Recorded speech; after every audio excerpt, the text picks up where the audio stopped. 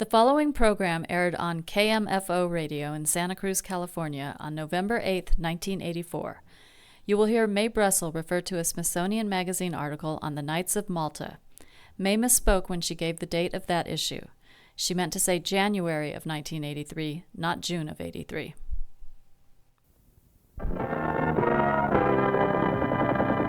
KMFO Talk Radio presents Forum, a look at topics and issues of interest around the Monterey Bay Area. Today's Forum meets with Mae Brussel. Now, here's our host of today's Forum, John Arlen.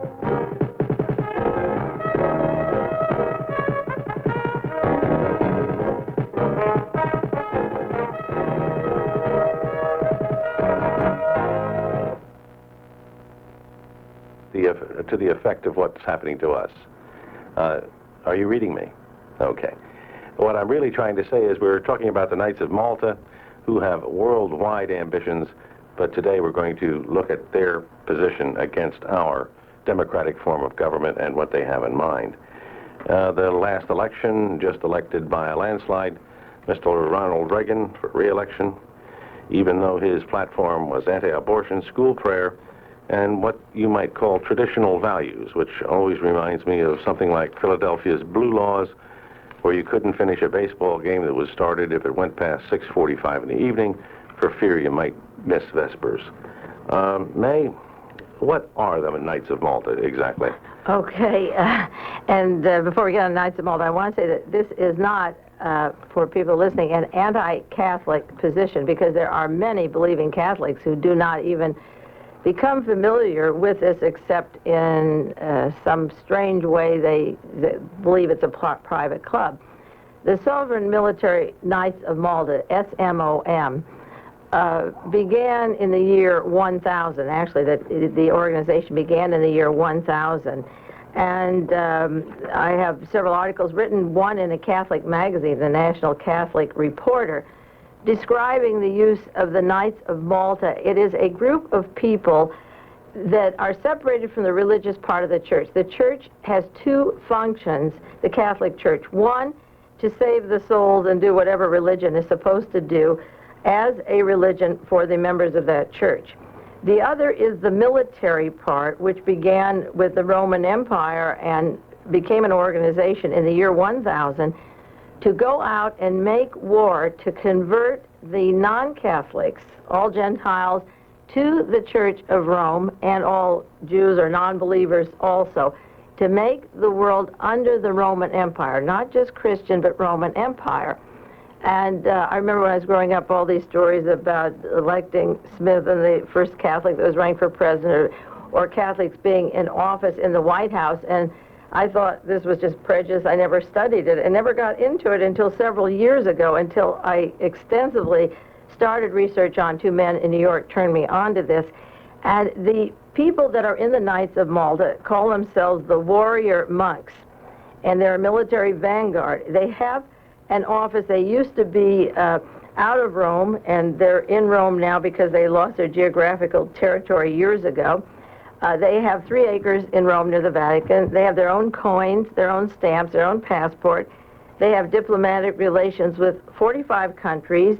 They are considered a nation, but they take an oath to the Pope that he, above country, is the most important thing that they will serve. And they are the military, I say the vanguard. They have their own license plates, their own credentials, their own diplomatic corps, their own holidays, and that their specific goal when they are knighted is to continue the Church of Rome. Now, the Smithsonian magazine in June of '82 has an article on these Knights of Malta, and they refer to them as prince and knights, and it says that not only is it a figure, it's not a figure of speech, that in order to be a Knight of Malta, they have to have an untainted nobility by some or all grandparents 200 years before their birth. They have to have noble birth 200 years before. So when I give you a list of people running our State Department, literally the State Department, the Defense Department, the Central Intelligence Agency, all branches of decision-making in our government, they're Knights of Malta. Well, I'd like to ask a question here. When we wrote our Constitution, and we made the first American citizens out of the people that lived here, one of the prerequisites was to give up all titles. You could not have an English title. You couldn't be a von in German or a van in the Netherlands. You couldn't be the Earl of anything in England, and certainly that would preclude anybody being... They have hidden their titles. Okay. They have hidden, because according to, and I have a lot of literature on the Smithsonian, it says, noble blood in itself is not enough. A knight must be a practicing Roman Catholic, and as a Catholic noble order, the knight owes his allegiance to the Pope. I've seen this over and over again, not to the president, not to anybody in the country. They are noble, going back 200 years before. Say, if William Simon is a Knight of Malta, it's 200 years before he was born. If Alexander Haig is a Knight of Malta, or Reinhard Gehlen, who became Hitler's chief of intelligence and came to this country to form the CIA, we'll go through the who's who. They were knighted, and they swear at that ceremony that not country, not nation, it goes beyond nation and country, Rome, the Pope, is their allegiance. Well, that's a question that has always been raised in politics in this country. The question when you talked about Al Smith back in 1928, the rebellion and Romanism had always been one of the things that people kept Catholics out of the mainstream of politics with. Yeah, but you see, this thing sneaked in, like, say, William Wilson, who was in charge of Ronald Reagan's finances and his personal investments, and then became a controversial first ambassador over 100 years to Rome, is a Knight of Malta. Patrick Frawley, who from Schick Razor and Technicolor, and the ballpoint pen, the pen company, he had started that. He is a Knight of Malta. His wife is a Dame of Malta. Now, he took Ronald Reagan in Hollywood, introduced him to Henry Salvatore, and then Frawley brings in the anti-communist crusade with Mr. Fred Schwartz. But the point is that everybody around this current president is a knighted Malta with allegiance to Rome. Well, I have another question. If this order started 1,000 years ago, or approximately 1000 AD, are these people must be very much pro-kings, for example? Pro-monarchy. Well, see, that was one of the promises of Adolf Hitler. The Vatican had funded Pacelli. Cardinal Pacelli was in Rome and Munich, and there are books out, the Popessa and Roberta Calvi, God's Banker. He personally handed Adolf Hitler checks. All the Vatican hierarchy were knighted and around the Pope, and Hitler was funded. And one of the agreements was that after they conquered Russia, the Antichrist, they'd put the monarchies back on their thrones. So that, in other words, what we're really saying that, as we were talking before, the Battle of Armageddon was supposed to take place during the Second World War. Yes, that was. And you see, the point is that when it didn't happen, by 1943, when they realized that they hadn't put enough arms to take Hitler and Mussolini couldn't, particularly Hitler, couldn't take the Soviet Union, then by January 43, Adolf Hitler's men in the Vatican and SS Karl Wolff, the liaison between the Vatican and Himmler and Hitler, began making arrangements for the top Nazis to come to this country and be placed back in strategic positions. And they were linked to the Knights of Malta over 2 years, from 43 to 45, while the war was winding down. Now, as soon as the war was over, two of the most important members of the Rome desk became knighted before they began their counterintelligence. One was James Angleton, who was knighted by 1946 or 47, and Hitler's chief of intelligence, Reinhard Gehlen, was knighted by the Vatican. Now, you look at Dachau and Auschwitz and the deaths and what happened in World War II, and you look at all of that, and you take a man who's in charge of Hitler's intelligence, and the Vatican honors him, and his brother, Reinhard Gehlen's brother, was the top knight of the Vatican. So Hitler's intelligence was knighted, and the American intelligence, such as William Casey and James Angleton and our CIA, William Donovan, were Knights of Malta. And the requirements to be a Knight of Malta, again, would be that 200 years ago, or within that realm, that long ago, that you had to be of royal blood, and you also had to be of the Catholic faith. Is that right? That's exactly right. I'll read again. I have a lot of articles, but I brought just the Smithsonian, that they have 3 acres of territory, they issue coins and stamps and passports. Well, we'll get back to the Knights of Malta after these messages. Welcome back to the KMFO Forum. Today we're talking about the Knights of Malta and how their worldwide organization affects the body politic all over the world. I'd like to add one other thing. If you'd like to join in our conversation, and we'd certainly like to hear from you, whatever idea you have concerning this, our numbers are 688-5804 or 475-5527, and we certainly would be glad to hear from you.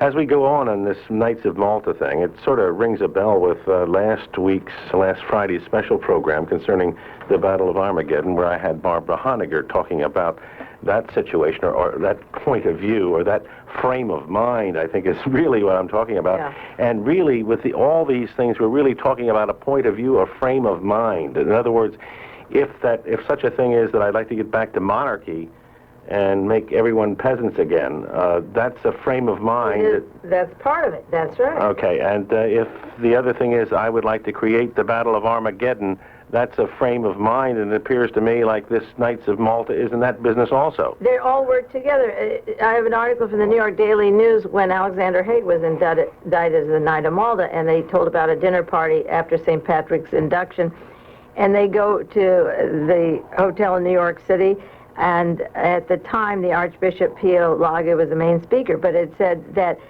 J. Peter Grace got up there, and the newspaper says, and Grace gave a scathing attack against a nuclear freeze. They indicted Haig and 30 men approximately into the Knights of Malta last January in '83, and then they go to a lunch at the Waldorf, and the whole topic from the head of the Knights of Malta in the United States, which is J. Peter Grace, who's now telling the president to cut expenses by cutting Social Security income, not weapons, not the MX, and he is giving every one of those men. Now, Haig, his mentor in the Pentagon, who's retired but shares office with Daniel Graham, who is very much into this, Haig and Henry Kissinger, who are like blood brothers, make policies, and they are being told by the cardinals and archbishops. Now you came into a nice name here. Yeah. A name that's going to be a household word given another 6 months. J. Peter Grace of the Grace Commission. Absolutely. Now let's talk about the Grace Industrial Empire. Grace's industrial empire makes such things as ships, construction equipment, construction products. They're out of Boston, Massachusetts. The W.R. Grace, that's right. Yeah, W.R. Grace. And J. Peter Grace, I assume, is the chief executive officer of W.R. Grace Corporation. Yeah. He has written 600 and some theses, almost like Martin Luther against the Catholic Church, against our body politic, saying that we cannot afford to do this, that, and the other thing. Among those things that he's written about are such programs as taxing Social Security. Social Security, but there's other ones that are even more interesting and more insidious. Let's talk about the insidious ones. Okay. Number one, to take away the deduction for home mortgage interest, yes. Especially on a second home. Take away the tax deduction on the taxes you pay on your mortgages. Take away almost every deduction that the middle-class American has had as a reason to buy and own his own home. Mm-hmm. Another example would be he wants to cut military pensions. Even though they demand a big military, they never want to pay the piper. Yeah, but okay, now you're telling what Grace is doing here. But in order for people to appreciate what he's doing to us while he simultaneously is pushing the weapons system to the max, you have to say, and this is where people fall back in this country, is to say, who is J. Peter Grace? The president has appointed him. Well, what's his background? Now, you may say he's W.R. Grace Shipping Company, but he isn't. He's chemicals, and he combined several years ago with Friedrich Flick, who was a defendant at Nuremberg, one of Hitler's top men. Flick bought like $593 million worth of W.R. Grace, and Flick ran extermination camps, slave labor with I.G. Farben. Grace is a partner of Otto Ambros of I.G. Farben, and over in Germany. Ambros was a defendant in Nuremberg. Ambros was the chemist who designed Zyklon B for Hitler, who learned how to get cheap labor by working people until they died. They put them in at Peenemünde at the missile factories. They brought them in. When they died, they brought in the next ones. You're talking about people that Auschwitz was, the location was decided by Ambros so that they could make synthetic rubber and fuel near a slave labor place where a river went by, and they figured out that you take the women, children, the defects, put them in an oven, take the workable people till they die. So what you're talking about, a man who works with Friedrich Flick as his partner, Otto Ambros as his partner, who has had a history in 40 years in our lifetime of reducing the human person to a corpse, a literal animal, not taxing his home, taking his home and putting him into slave labor. That is the man who's making those changes, and he is in charge of the entire Knights of Malta in the United States. That's Mr. Grace. J. Peter Grace. I've heard him on television. They've had him on a few talk shows, and I've heard this thing go on and on and on, and he's so adamant about the things that he wants to do, and everything seems to be so simplistic. In other words, I do this and that, and this will happen automatically. There's no complexity at all with the relationships, and immediately anybody that's simplistic I've listened to very carefully to see where he's coming from, and frankly, listening to him, he's coming from idiocity. But he's not, but that's the cover. Now, see, J. Peter Grace was at Yale University a roommate with Pat Robertson. He started the Christian broadcasting system so that the religious right, even if Robertson isn't a Catholic, the Catholics funded, like Mr. Wyrick of the far right was funded by Coors to put in the other Christian right-wing movements, so that the Falwells and the Christian fundamentalists got their money from the Vatican to them. That's the question I wanted to ask. Right there, yes. Coors. That's another. Coors. That's Coors, another the name. biggest name in the country. Now, in fact, I asked two researchers in the East who had given me the information on the Knights of Malta, Sovereign Military Order of Malta, several years ago. One of them just coincidentally called me this morning from New York. I said, I want the background Adolf Coors. I want to know if his money came from Otto Skorzeny and Hitler's fund out of Europe, where he started his money, because Coors is the head of the Heritage Foundation, and on it is William Simon of the Knights of Malta, and he has partners. There's another one who is on the board of I'm thinking of who is the Heritage, and there's two Knights of Malta and many more. But from the Vatican, this knighted nobility whose allegiance is to the Pope are appointed with Coors on the Heritage Foundation, and they make the policies also a lot for Ronald Reagan. Well, let's get back to this now. We have a new right, which they consider themselves a moral majority, which would be usually at loggerheads with the Catholics, because that's always been, that particular Protestant ilk has always been anti-Catholic. Yeah. We have a Catholic Church that for years blamed the Jews for the crucifixion of Jesus, yeah, who have since recanted from that in the last few years. Not far. I mean, they at least publicly recanted. We have that same situation, by the way, with that same moral majority concerning Jews. We have that same group supporting, it's really strange, really supporting the activities of the Zionists, which I don't know, speaking of Zionism, I don't know how the average run-of-the-mill Jew in this country would support them as much as these people do. Well, you see, Zionism, again, was set up after James Angleton was knighted by the Pope. He went to Palestine to set up what became Israel. The Vatican set up Israel with Otto von Bolschwing. Otto von Bolschwing set it up. He was Eichmann's superior. He came to this country. He was in the OSS and the SS. I smoked him out with Pete Carey several years ago, living up in the Bay Area, and he put Helene von Damme for 8 years as Ronald Reagan's secretary, and she made the appointments in Washington until she became the ambassador in Vienna and went back to her hometown. So that Israel, the Zionism that Falwell's talking about, is the Zionism that James Angleton and the Vatican set up. But that, as he explains, is a temporary thing until your tribulation comes, and then it's got to go too. You know, it's only a temporary. Well, the situation just concerning that, the anti-Semitic sort of arrangement that the Catholic and especially the fundamentalist Christians have had over the years, traditionally, all at once is pro-Zionist. And if you look at Zionism in itself, it's more a politic than it is a religion. It's a military base for the Vatican and the United States. It isn't a Jewish homeland. It's only an allusion to a few people. But getting back to the Knights of Malta, the other person on the board, there's several with Coors, in the Heritage Foundation is Frank Shakespeare. Now, he's in charge of U.S. Information Agency. J. Peter Grace set up Radio Free America with Nazis after the war from the Romanian Iron Guard, and then Shakespeare moves in and takes the place. That was set up originally by J. Peter Grace. So the idea that a Knight of Malta in charge of that, who has employed with his partners, they've had this horrendous, you can't even call slave labor, it's slave genocide, is deciding for America means that we can get to the same position someday as those people in Europe. If they want it, they did it in Europe. Why can't they do it here? Well, I was hopefully. You see, that's just the problem I'm looking at. most of the time, we've always considered the United States to be a very pluralistic society, and we've allowed it to be that. In Europe, it never has been pluralism. Certainly the Swedes aren't pluralistic when everybody in town is blonde-haired and blue-eyed and everybody's a Lutheran, you see. The same thing holds true for Spain. Certainly they're not pluralistic. We are. We have Chinese, we have everything else.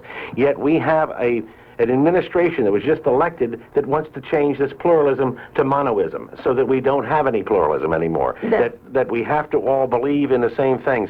It's almost gotten down to calling people that believe in abortion anti-American, people that don't believe in school prayer anti-American, people that don't believe in the blue laws in Philadelphia, we are also non-patriotic. Well, you see, those simplistic things are what the way that Hitler got to power. He could solve the inflation, the unemployment, all the problems by very simple names and labels, and once people fell in them, he was home free. Well, I understand that, and that's a real problem. Hitler it was very easily done. They needed a scapegoat. They were going down the tubes. Here comes Adolf, who says, I'll straighten this problem out. Our problem is the Jews. They control all the money. The Rothschilds have the money. They're controlling us. They're making us poor. They're making us eat pumpernickel. By the way, the name of pumpernickel came. I wouldn't give you a nickel for a whole loaf of it. And they're making us go down the tubes and ruining our whole. But they had it two ways. I was just mentioning to Barbara when we drove up here. They have it two ways. They can say the Jews have all the money, the Warburgs and the Rothschilds, and we said we've got to fight the communists because they're all Jews. They're giving it away and they're keeping it. You know, they're at both ends of the whipping post. You can have either way you like it. You can either say Jews are all communists, you know, the Russian Revolution, and we'll get all the Jews. They're giving away our money, or you can say they have all the money. Well, that's the situation was to be able to say that all the communists were Jews because Karl Marx happened to be Jewish. That's right. And all the Jews are bankers because Rothschilds are bankers. I've never met a Jewish banker since. Neither have I. I've never known before. One. No, it's usually run by somebody else. We'll be back with more on the Knights of Malta after these words from our sponsors. Welcome back to the KMFO Forum, where our guest this afternoon is Mae Brussell. Now, we're talking about the Knights of Malta, and I want to ask you a question. We named all these people. Now, probably the most famous Catholic in the United States were the Kennedys. Yes.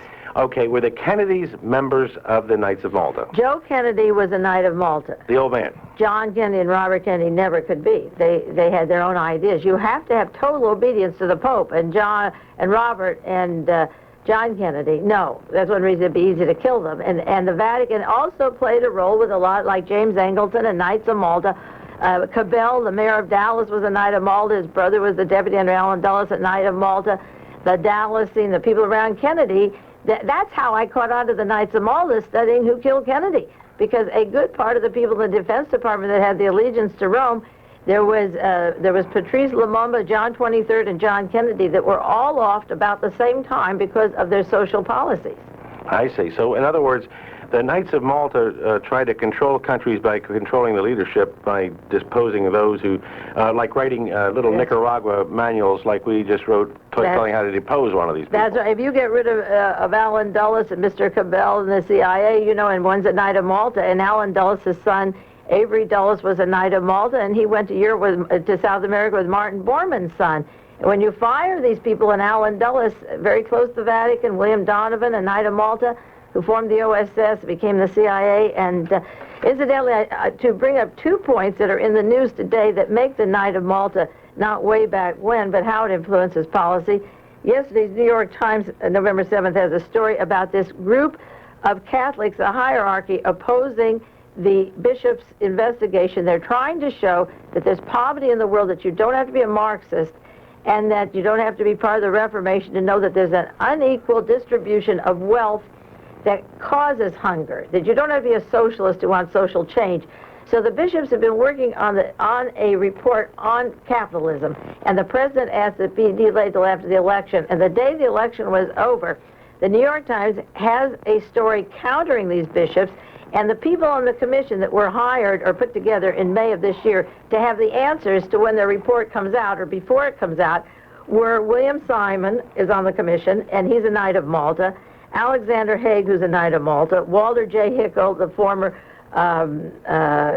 he was Interior Secretary in Alaska, is a Knight of Malta, J. Peter Grace is on the board, Peter Flanagan, who was in the White House with Nixon and worked with Haig and Kissinger and now works for Dillon Reed, which is the Brady family, Nicholas Brady, which are Knights of Malta.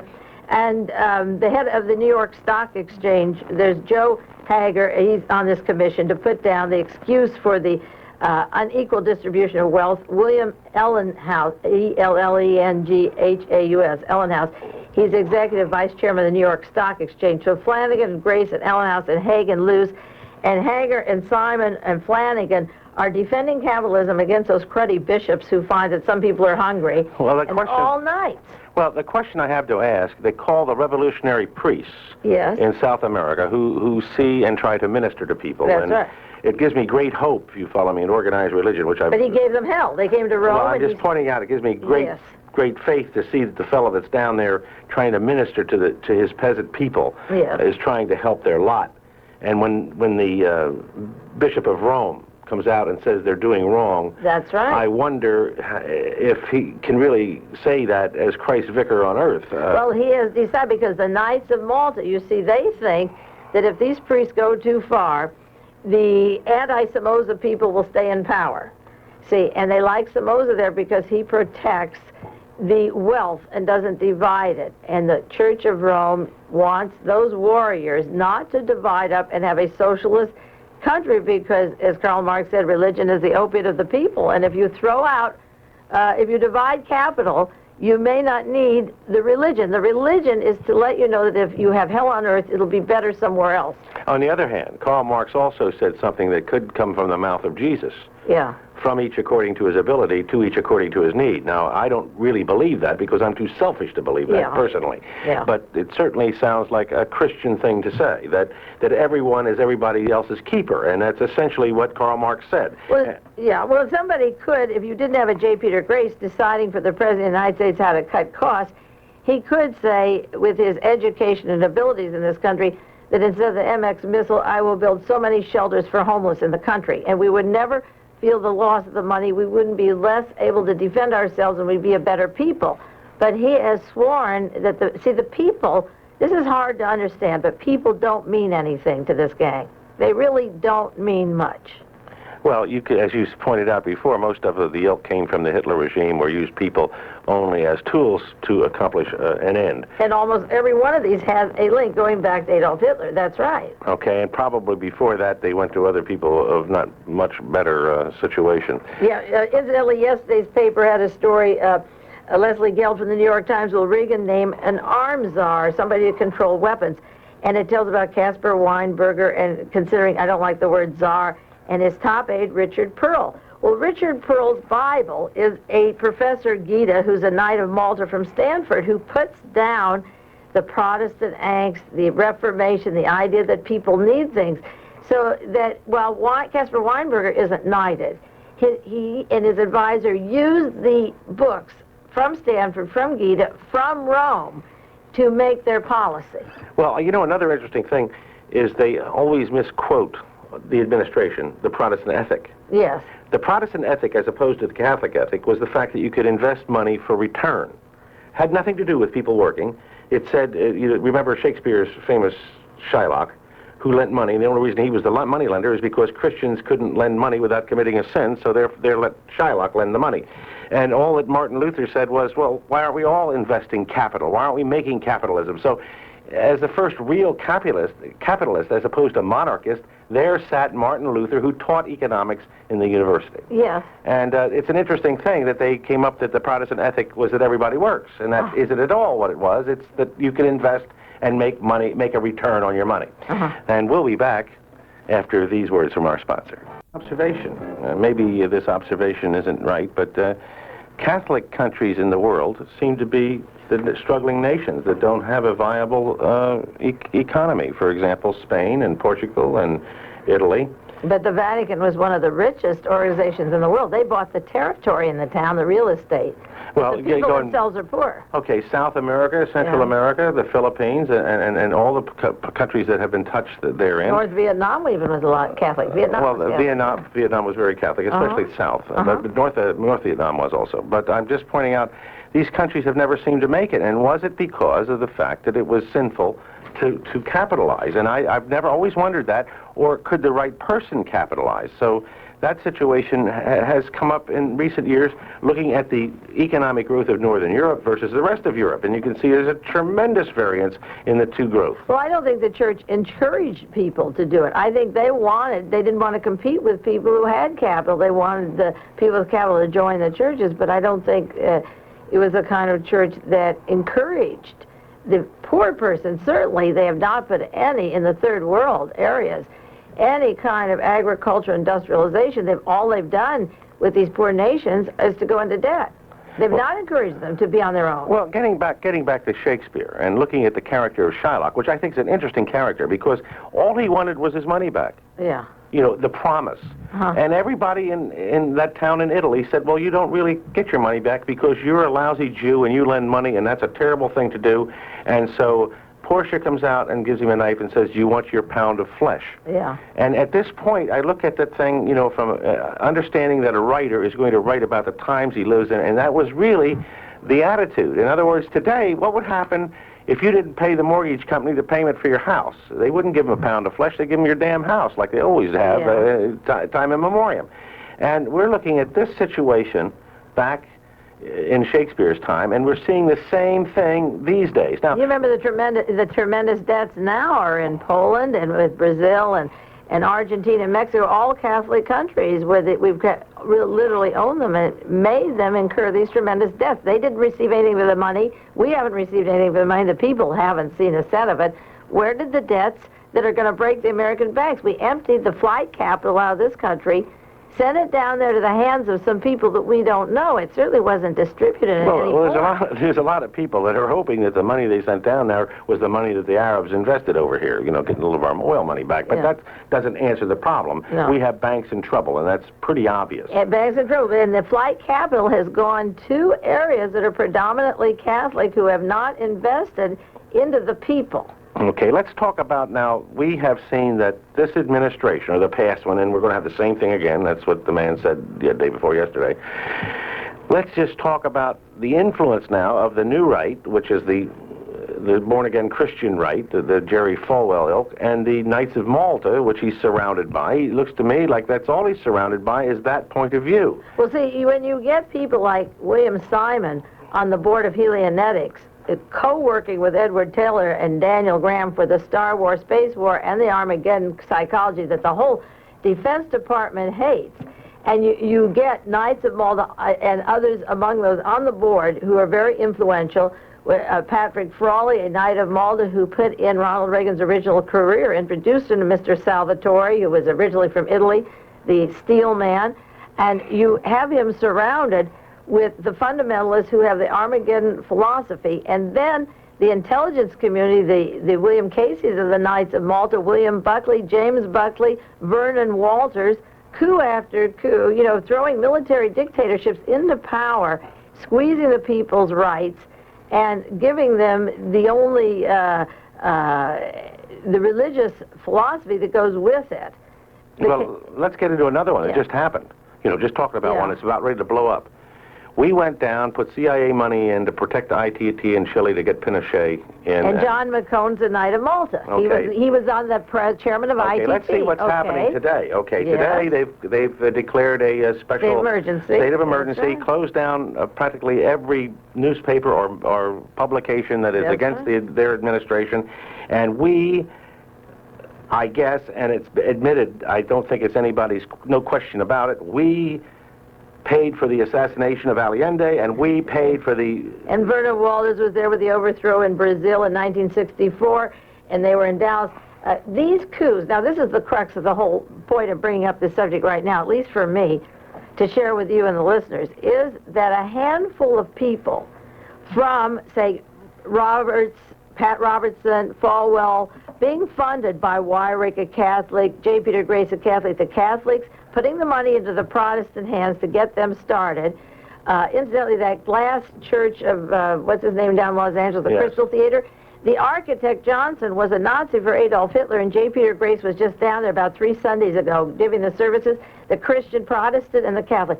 The thing that we've done... Well, he's in a little trouble, you know. Yeah, but what we have done is decimated all the countries we've gone into, because a handful of people, and this pertains to America now with the Graces Commission, a handful of people thinking that God has given them these orders and that they have got this military power and this oath, have ruined, literally bankrupt and ruined this country, will ruin our savings. They've ruined Chile. They've ruined Brazil in terms of ever getting over a dictatorship, or Uruguay or Paraguay. And where we put in these dictatorships, we're going to decimate Central America. And even if it's a parking lot, or Southeast Asia, Laos, Cambodia, Vietnam, these people have not been successful in Lebanon, in Iraq, in putting in the Shah. The same Knights of Malta put in the Shah. We have ruined the planet, and the same people keep getting the same appointments to go to the next country. And a handful of people, whatever country I dissect, it's the same people, and they have the same links to this sovereign military. And once we extricate them, I think we would be through 50% of our problems. Well, the question comes down to another thing. Let's talk about it. It comes down to a real confrontation between communism and the rest of the world. Now, one of the famous things that Mr. Reagan would like to go on all the time and say is, I'd rather be dead than red. Then why does he recognize Red China? They want them atomic weapons. No, okay, now that doesn't make any difference, but rather be dead than red, May. Yes. Let me point something out. Yes. That isn't my point of view. No, it's not yours. And you see, the inconsistency is that he had George Bush as the ambassador to China, and Bush becomes the CIA director. How come they want to give China satellites and technology for atomic weapons? What is better dead than red? What do they have in mind if they recognize China, why we can't live with Russia? Well, I don't know. Why haven't we had any, any intercourse with Russia concerning some type of arms agreement? See, I think our Pentagon, with the Vatican and the intelligence community, has a fetish with the Church of Rome, and that they can take China later, but they absolutely cannot sleep. You know, William Donovan fought in World War I. I was mentioning this driving up here. He fought in World War I and met with J.P. Morgan by 1920 and had $2 billion to begin starting World War II and funding Hitler. $2 billion. We'll be back after these messages from our sponsor. Welcome back to KMFO's Forum. We have with us today May Brussel, and we're talking about the Knights of Malta. You can call us on 688-5804 or 475-5527 to join in our conversation. May can be heard on, Sunday nights? Monday nights, 9 to 10 on KKUP, and on 8 to 9 on Mondays at KAZU out of Carmel. You've talked about many, many subjects, and probably this one is probably the most current, this Knights of Malta connection. The most important. Yes. It's the most important. We've heard of such things as the Club of Rome, for example, and the Trilateral Commission. Is there any connection between Knights of Malta, say, and those other two? Well, they are. Maybe I have a list of a few, not all of them, just a few of the prominent Knights of Malta that affect us today. Maybe we run down the names. You would see how, like, we're getting to the Club of Joseph Bettinger, who, with Prince Bernhard, founded the Bilderbergers. Now, they're part of the Prince Bernhard, with the Lockheed scandals and so forth. He was a member of Hitler's SS. He married Queen Juliana. And he is the knighted by the Vatican, Bettinger, formed the Bilderbergers. So people worry about the Council of Foreign Relations, but they never talk about the members of the Vatican whose oath is to Rome, the 200 years of nobility. So Robert Aldenap, the man that put in Richard Nixon's homes, provided his shelter in the Bahamas, flew him down there, long friend, buys Julie's home, very much part of the Nixon career, and the Watergate story, Aldenap's a Knight of Malta. William Buckley, who founded Young Americans for Freedom. The Campus Crusade, run by Joseph Coors and the Hunt family, and they brought in the Young Americans from Freedom from Munich, Germany, to Dallas at the time of the Kennedy assassination. That's where I first got on the Knights of Malta. William Buckley and his partner who formed it, Douglas Caddy. It was his office of Mullen and Company that was the house of E. Howard Hunt and the Watergate spying for the CIA. James Buckley, a Knight of Malta, the roving ambassador of the president. Now, William Casey, who makes these decisions, the death squads and who should be killed, who lives and dies in what countries. And the famous manual that just went down. That's right. Wild Bill Donovan, who died a few years ago from the OSS. He was the World War I. Right. He was active with the Knights of Malta and worked with the Tsarist Russians to try to overthrow Russia from 1919 on. Peter Domenici, the Democrat from New Mexico, is a Knight of Malta. You don't think of he's on the Committee for Internal Security and Terrorism now with his oath, 200 years going back to Rome, to the Vatican. Peter Flanagan, I mentioned, Reinhard Gehlen was knighted. Hitler's chief of intelligence who set up the CIA. Patrick Frawley, the man that discovered Ronald Reagan, a Knight of Malta. Baron Hilton, the Hilton family at the hotel chain. Alexander Haig, Lee Iacocca, who worked for Ford Motor for many years, and Ford Motor was making cars and trucks during Nazi Germany time and funding Hitler and the Protocols of Zion. He worked Iacocca for many years with Ford, and then went to Chrysler, but he worked for Henry Ford through his virulent and very, very successful at Chrysler. Very successful. Joseph Kennedy, James Ling, the corporation with the computers, Knight of Malta, Claire and Henry Luce. John McCone, director of the CIA when John Kennedy was murdered, chairman of ITT. Dr. Robert Morris, he was a judge president of the university in Dallas, University of Dallas. He works between Princeton and Dallas. In the 60s, he brought over men working with General Walker that formed the basis of the campus crusade that got Reagan in today. Was Walker a knight? No. Walker, no aristocracy in Walker. Well, Walker, I mean, he was... John Mercer's no, he was not. He was not a nobleman. Okay, well, Walker was such an abomination in Europe that But they use these walkers. See, we think of the Father Coughlin and those people, Smith, H.L. Smith, what was the name of the old anti-Semite? Yeah. They were brought in by the Grace family. See, and people like George de Mohrenschildt, who supplied Oswald's money and homes and jobs. He worked for J. Peter Grace before he came to this country, and he was wanted as a war suspect spy during the war. The people that I call the street schleppers from the intelligence community are used by the higher-ups, but the higher-ups are the Knights. John McCone, Robert Morris, Robert Milliken, if you see these new ads of Visa Fabric on the television, they're running them all the time now. Milliken is on the board with J. Peter Grace, a Knight of Malta. He gave John Reese several $100,000 or more to form Western Goals that you'll be hearing about in the news, the lawsuit of the people that have been spied upon by Larry McDonald. Larry McDonald was chairman of Western Goals. When he was Deep Six, he was also head of the Birch Society, working with Lamar and Bunker Hunt.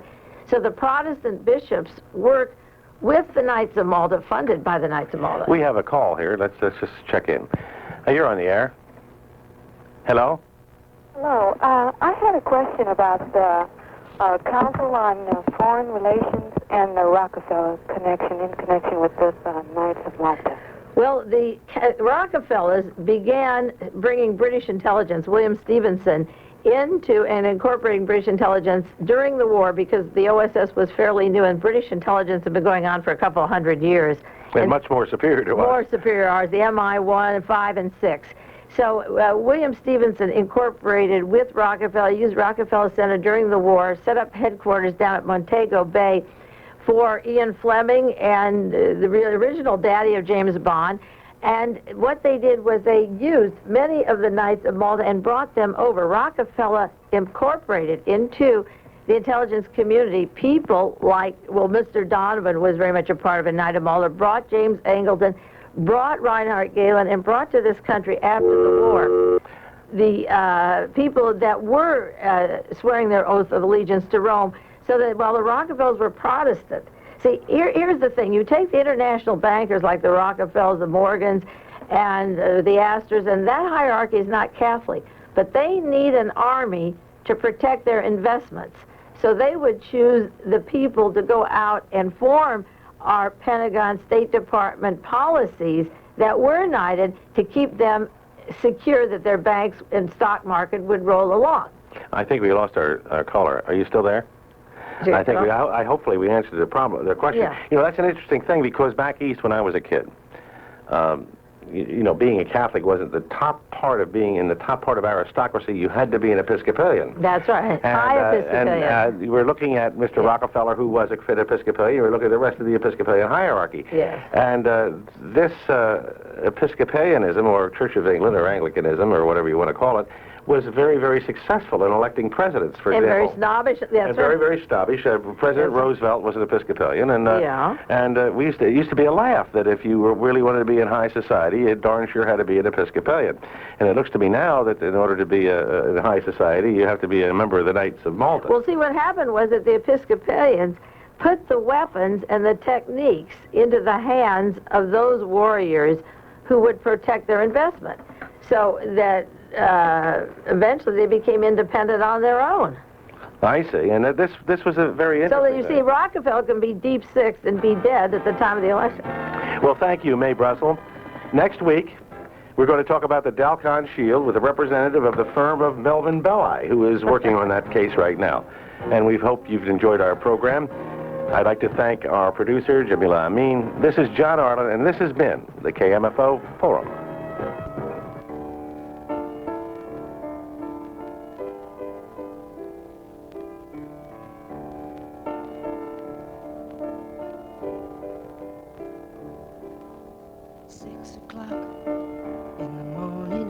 Pretty good. So I dropped into the luxury of the lords, fighting dragons and crossing swords.